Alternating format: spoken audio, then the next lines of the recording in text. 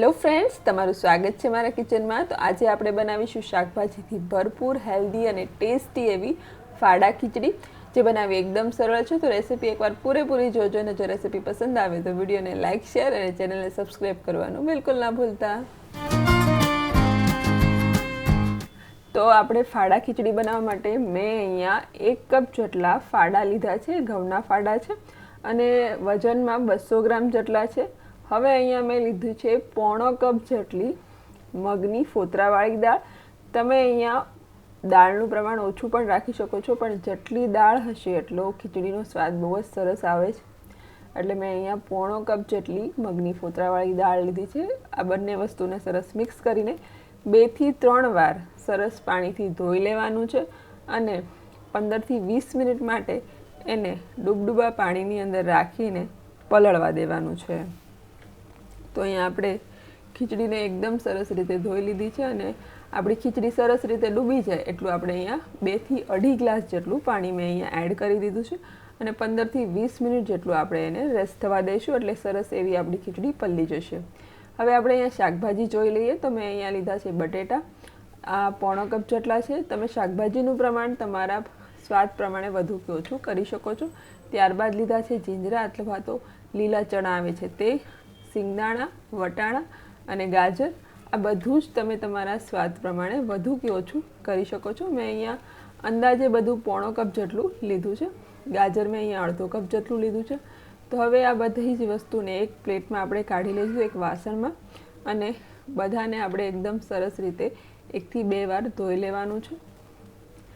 તો બધું જ એક વાસણમાં કાઢી લેવાનું છે અને જેટલા શાકભાજી અહીંયા વધારે હશે એટલી ખીચડીનો સ્વાદ પણ વધારે આવશે। અહીંયા આ સમયે લીલી તુવેર પણ મળતી હોય છે, તો તમે લીલી તુવેર પણ અહીંયા એડ કરી શકો છો, એનો પણ ખૂબ જ સરસ સ્વાદ આવે છે। તો બધી શાકભાજી મેં એકદમ સરસ રીતે ધોઈ લીધું છે। તો હવે આપણે ખીચડી માટેનો વઘાર કરીશું। તો અહીંયા મેં કુકરની અંદર 4 મોટી ચમચી જેટલું તેલ એડ કરી દેવાનું છે અને ત્યારબાદ મેં અહીંયા 2 ચમચી જેટલું ઘી એડ કરું છું। તમે માત્ર ઘી પણ એડ કરી શકો છો અને માત્ર તેલ પણ એડ કરી શકો છો, પણ ઘી એડ કરવાથી ખીચડીનો સ્વાદ ઘણો સરસ આવે છે, એટલે મેં બંને વસ્તુ એડ કરી છે। હવે તેલ અને ઘી સરસ ગરમ થઈ જાય ત્યારબાદ 1 મોટી ચમચી જેટલું રાઈ જીરું એડ કર્યું છે। ત્યારબાદ 10 થી 15 નંગ મીઠા લીમડાના પાન અને 2 સૂકા લાલ મરચાં એડ કરી દેવાના છે અને 1/4 ટીસ્પૂન જેટલી અથવા કે 5 ચમચી જેટલી હિંગ એડ કરીને જે શાકભાજી આપણે ધોઈને રાખ્યું છે એ આપણે એડ કરી દઈશું। તમે જોઈ શકો છો આ સમયે હેલ્ધી બહુ જ શાકભાજી વસ્તુઓ મળતી હોય છે, ચણા છે, વટાણા છે, ગાજર છે। તો આ બધી જ શાકભાજીનો ઉપયોગ કરીને આપણે આ ખીચડી બનાવીએ છીએ, તો બહુ જ ટેસ્ટી તો લાગવાની છે, સાથે સાથે હેલ્ધી પણ એટલી બનવાની છે। તો બધી વસ્તુ આપણે સરસ રીતે મિક્સ કરી લીધી છે। ત્યારબાદ મેં અહીંયા 1 મોટી ચમચી જેટલું આદુ, મરચાં, લસણની પેસ્ટ રેડી કરી છે। તીખાશ તમે તમારા સ્વાદ પ્રમાણે અહીંયા વધુ કે ઓછું કરી શકો છો। તો હવે એ આપણે એડ કરી દઈશું। અહીંયા આપણે લાલ મરચાંનો ઉપયોગ ઓછો કરીશું, જો તમે લાલ મરચું વધારે વાપરતા હોય તો એ કરી શકો છો, પણ અહીંયા જે લીલો મસાલો છે એનો સ્વાદ ખૂબ જ સરસ આવે છે, એટલે મેં અહીંયા લીલા આદુ મરચાંની પેસ્ટ લઈ લીધી છે। ત્યારબાદ અહીંયા આપણે 1 મોટી ચમચી જેટલી હળદર એડ કરી દઈશું। ત્યારબાદ 1/2 ચમચી જેટલું મેં અહીંયા લાલ મરચું પાવડર ઉપયોગ કર્યો છે, તમે ના પણ કરો તો પણ ચાલશે। તો હલકો એવો સરસ એવો કલર આવે એની માટે મેં થોડું એવું લાલ મરચું એડ કર્યું છે અને બધી વસ્તુ આપણે સરસ મિક્સ કરી લઈશું। અને અત્યારે આપણે ગેસની ફ્લેમ મીડિયમ જ રાખવાની છે, એટલે મીડિયમ ફ્લેમ પર બધી જ વસ્તુ સરસ સતળાશે। ત્યારબાદ આપણે સ્વાદ પ્રમાણે મીઠું અથવા તો 1 મોટી ચમચી જેટલું મીઠું એડ કરીશું। ત્યારબાદ 1 નાનું ઝીણું કટ કરેલું ટમેટું એડ કરી દઈએ અને એને પણ આપણે સરસ મિક્સ કરી લઈએ। તો હવે આપણે બધી જ વસ્તુ એકદમ સરસ રીતે મિક્સ કરી લીધી છે। તો આ સમયે આપણે જે ખીચડી પલળવા મૂકી હતી એને 15 થી 20 મિનિટ જેવો સમય થઈ ગયો છે। પાણી નિતારીને બધી જ ખીચડી આપણે અત્યારે શાકભાજી સાથે મિક્સ કરી દઈશું, એડ કરી દઈશું। તો અહીંયા તમે જોઈ શકો છો આપણે ઘઉંના ફાડાનો ઉપયોગ કર્યો છે, ચોખાનો ઉપયોગ નથી કર્યો, એટલે ઘઉંના ફાડા ચોખાની કમ્પેરિઝનમાં થોડા ખાવામાં ભારે હોય છે અને પચવામાં પણ, એટલે પેટ ભરાઈ જાય છે આરામથી। તો તમારે આ સમયે શાક કે રોટલી બનાવવાની પણ જરૂર નહીં પડે, કારણ કે આપણે ઓલરેડી આની અંદર બહુ બધું શાકભાજી ઉપયોગમાં લીધું છે અને સાથે જ ઘઉંના ફાડાની ખીચડી બનાવીએ છીએ એટલે થોડી હેવી પણ રહે, એટલે તમારે બહુ બધી વસ્તુ બનાવવાની જરૂર પણ નહીં પડે. માત્ર આ ખીચડી બનાવશો અને છાશ અને પાપડ સાથે એને સર્વ કરશો તો પણ પેટ ભરાઈ જશે અને બહુ જ મજા આવશે આ ખાવાની.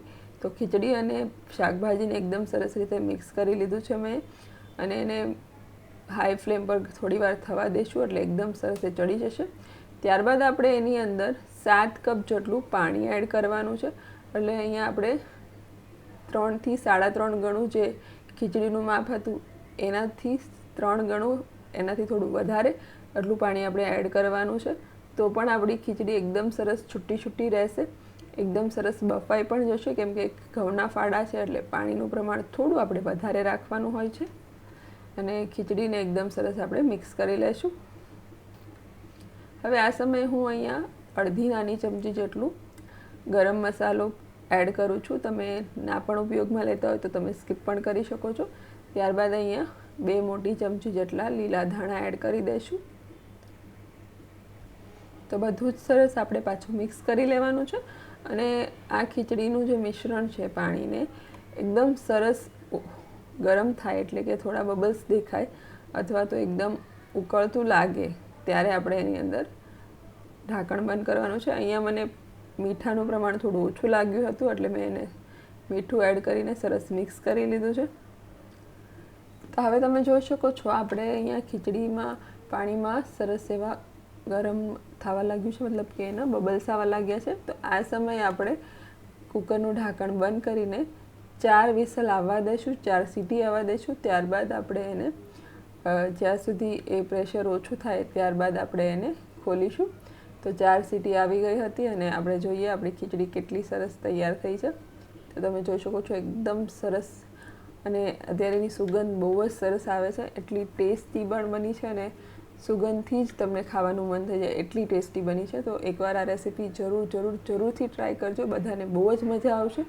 તો ફરીથી ઉપરથી થોડા ધાણા હું એડ કરી દઈશ અને ખીચડીને થોડું આપણે હલાવી લઈશું. તમે જોઈ શકો છો, અને આ ખીચડી આવી લચકા જેવી જ પસંદ આવે છે. તમે જોઈ શકો છો બહુ જ શાકભાજીથી ભરપૂર છે અને એટલી હેલ્ધી છે. તો આ રેસીપી આ શિયાળાના ટાઈમમાં આ સમયે બધા જ શાકભાજી મળતા હોય તો ત્યારે આ રેસીપી જરૂરથી ટ્રાય કરજો, બધાને બહુ જ પસંદ આવશે. તો રેસીપી તમને કેવી લાગી કમેન્ટ સેક્શનમાં પણ જરૂરથી જણાવજો, અને જો રેસીપી પસંદ આવી હોય તો વિડીયોને લાઇક કરજો, શેર કરજો, અને આવી જ નવી રેસીપીઝ જોવા માટે અને મને સપોર્ટ કરવા માટે મારી ચેનલને સબસ્ક્રાઈબ જરૂરથી કરજો. તો ફરીથી ઉપરથી થોડું ઘી એડ કરી દઈશું અને એકદમ ટેસ્ટી અને હેલ્ધી એવી આ ખીચડીનો આનંદ લઈશું. તો આ ખીચડી તમે કઢી સાથે પણ સર્વ કરી શકો છો, છાશ અને પાપડ સાથે પણ સર્વ કરી શકો છો. બહુ જ ટેસ્ટી અને હેલ્ધી એવી છે. તમે સાંજના જમવામાં, સવારના નાસ્તામાં અથવા બપોરે જમવામાં પણ લઈ શકો છો. બહુ જ ટેસ્ટી અને હેલ્ધી છે. તો ફરી મળીશું આવી જ નવી રેસિપી સાથે. ત્યાં સુધી આવજો and thank you so much for watching.